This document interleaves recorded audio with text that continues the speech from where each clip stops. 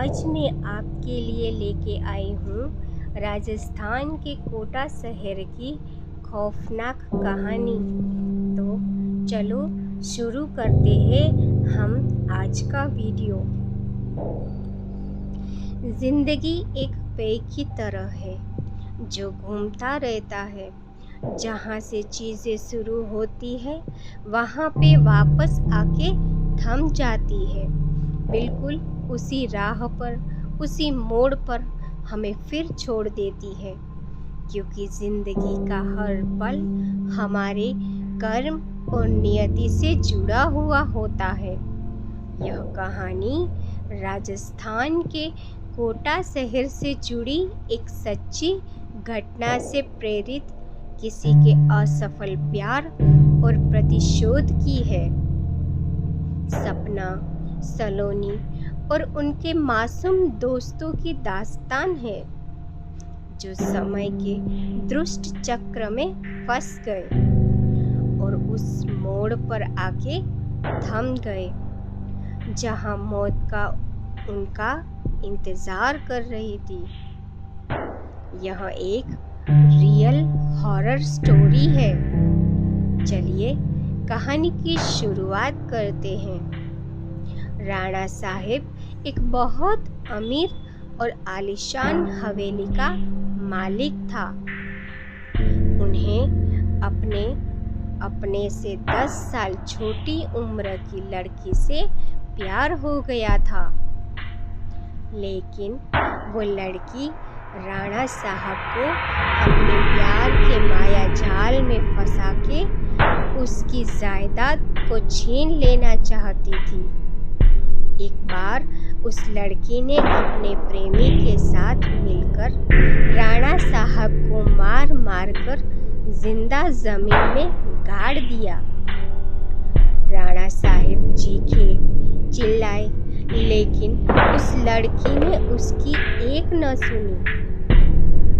बाद में राणा साहब ने मरते मरते श्राप दिया कि मैं किसी को नहीं छोड़ूंगा, हर प्रेमी को मार दूंगा। जिस तरह मेरे साथ धोखा हुआ है, मैं हर प्रेमी को मिटा दूंगा। मैं सबको मिट्टी में मिला दूंगा।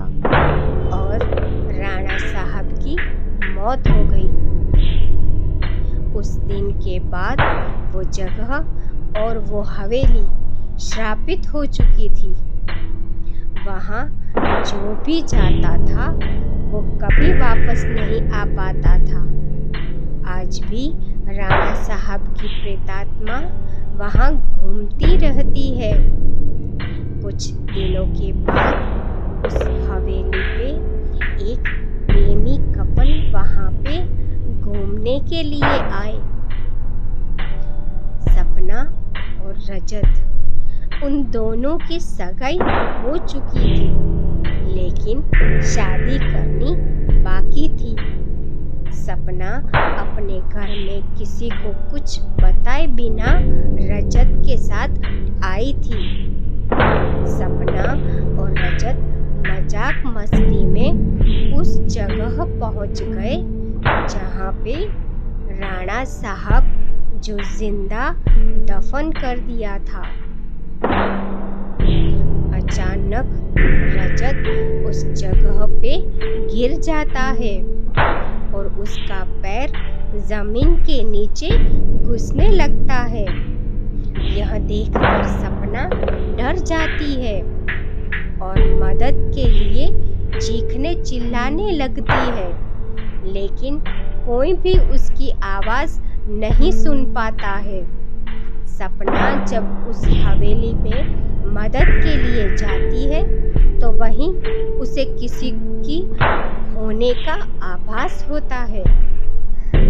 उसी वक्त तुरंत सपना गिर जाती है और कोई उसका पैर पकड़कर उसी जगह पर खींच के ले जाता है जहां राणा साहब और रजत दफन हुए थे। बाद में सपना भी उसी जगह पर दफन हो जाती है।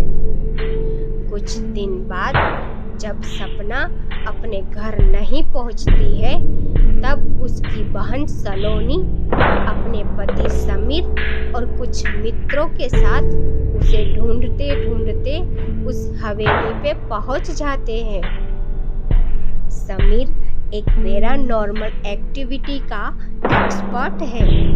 जब वो सब उस हवेली पर पहुंचते तब समीर को पता चल गया कि यहाँ पे किसी बुरी आत्मा का वास है। उसने सबको सूचित कर दिया। उसी रात को उन सभी के साथ कुछ अजीबोगरीब घटनाएं होने लगती है, जैसे कि नल से पानी टपकना, अपने बेडरूम में मिट्टी का आ जाना, रूम की खिड़कियां अपने आप हिलने लगना, किसी के रोने की और चिल्लाने की आवाज आना। यह सब देखकर वो सभी डर जाते हैं और उनमें से एक भागने की कोशिश करता है, लेकिन राणा साहब की प्रेतात्मा उसे भी जिंदा दफन कर देता है। दूसरे दिन जब उन लोगों को पता चलता है कि उनका एक साथी गायब है, तब वो लोग और भी डर जाते हैं। लेकिन समीर बताता है कि हमें यहाँ से बाहर निकलना है, तो हमें उस आत्मा को बुलाना होगा और उससे पूछना होगा कि वो आखिर चाहती क्या है। डर के मारे सभी लोगों ने समीर की बात मान ली और आत्मा को बुलाने के लिए तैयार हो गए। समीर ने एक रूम में सभी तैयारियां कर ली और बताया कि जब तक हम आत्मा से पूरी जानकारी नहीं जान लेते तब तक कोई इस रूम से बाहर नहीं जाएगा और कुछ भी हो जाए कोई किसी का हाथ नहीं छोड़ेगा। समीर ने तंत्र मंत्र से आत्मा को बुलाना शुरू कर दिया। कुछ ही देर में तेज पवन और बिजली के साथ राणा साहब की आत्मा उस रूम में आ गई। समीर ने उस आत्मा से बात की, आखिर तुम चाहते क्या हो? तो लोगों को क्यों मार रहे हो? कौन हो तुम? राणा साहब की आत्मा ने कहा, निकल जाओ यहाँ से, मैं किसी को भी नहीं छोड़ूंगा, सब मारे जाएंगे। जो भी यहाँ आएगा उन सबको मार दूंगा। इतना कहकर वो आत्मा चली गई। वो लोगों ने बाद में सपना की आत्मा को बुलाया और पूछा आखिर उसके साथ हुआ क्या था।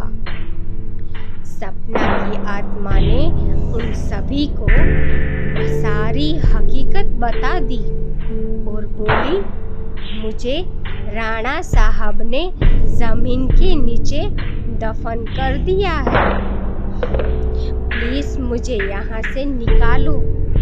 सलोनी ने अपने बहन सपना से पूछा, राणा साहब की आत्मा को कैसे मारा जाए।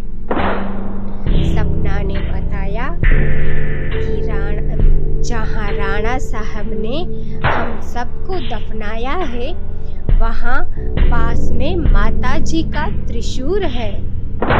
उस त्रिशूल से राणा साहब की आत्मा को मारा जा सकता है और इस महल को उसकी चंगुल से बचाया जा सकता है। इतना कहकर सपना की आत्मा वहां से चली गई। समीर, सलोनी और बाकी दोस्तों लोग तुरंत उस जगह पर गए जहां राणा साहब को दफनाया गया था। राणा साहब की आत्मा ने उन सभी को त्रिशूल के पास जाने के लिए रोका लेकिन सलोनी किसी भी तरह उस त्रिशूल के पास पहुंच गई